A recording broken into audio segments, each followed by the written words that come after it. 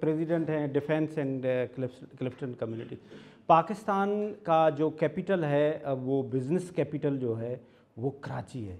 यहाँ पूरे पाकिस्तान का बिज़नेस हब है और वो जो बिज़नेस कैपिटल का जो कैपिटल है वो डिफेंस और क्लिफ्टन में ही रहता है, जो मेजॉरिटी ऑफ बिजनेसमैन।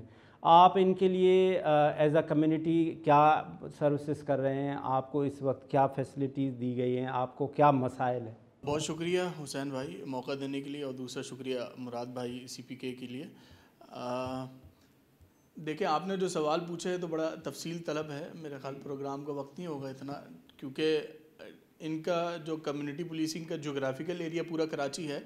हमारा जोग्राफिकल एरिया तो बहुत महदूद है, लेकिन जैसे आपने बताया पूरे पाकिस्तान का निचोड़ है ये एरिया। जी बिल्कुल, सारे पाकिस्तानी बिजनेसमैन इधर ही है तकरीबन। निचोड़ है ये। आपके सदर यहाँ रहते हैं, वज़ीर आज़म यहाँ से गए, गवर्नर सब यहीं होते हैं। यहाँ हमारा मसाइल का दायरा बहुत ज़्यादा है, और उन मसाइल में पानी का मसला, नालों का मसला, और एक सर फहरिस्त लॉ एंड ऑर्डर का मसला है। लॉ एंड ऑर्डर की अगर हम बात करें, चूँकि प्रोग्राम का उन्वान भी यही है, तो लॉ एंड ऑर्डर में जब से 2022 से CPK 2022 से 2023 से जब से डिफेंस में आए, हम तो शुरू से इनकी जर्नी को विटनेस कर रहे हैं यहाँ डिफेंस में, तो काफ़ी हद तक लॉ एंड ऑर्डर के मसाइल CPK के आने से यहाँ काफ़ी हद तक कम हो चुके हैं। और उसमें चूँकि कोई जगह अब डिफेंस में शाज़ो नादिर ही बची है जहाँ अब कैमरा नहीं है या उसको नहीं देखा जा रहा। डिफेंस का एक बहुत बड़ा मसला है लॉ एंड ऑर्डर के हवाले से। आपके प्रोग्राम के तवज्जुह से मैं दारों तक ये पहुँचाना चाहूँगा। इसकी चारों तरफ कॉलोनीज़ हैं।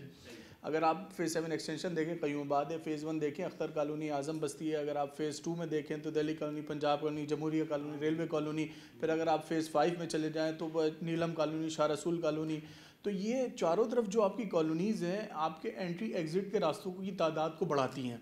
जब आपकी तादाद बहुत ज़्यादा बढ़ती है, छोटे बड़े रास्ते होते हैं, तो आप उसको मॉनिटरिंग नहीं कर सकते, आप उसको कंट्रोल नहीं कर सकते। तो डिफेंस का एक बहुत बड़ा मसला ये है।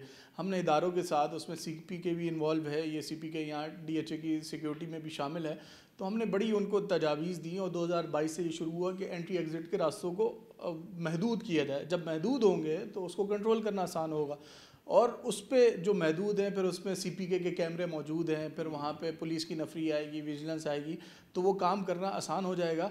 और लेकिन कुछ हम इसको पॉलिटिकल मसले कह सकते हैं, कुछ सियासी इशूज़ हैं कि कुछ रास्ते बंद कर लिए गए, कुछ अभी तक नहीं हो पा रहे। लेकिन CPK के आने से कम्युनिटी को एक बड़ा बेनिफिट हुआ है, हम सिक्योर फील करते हैं।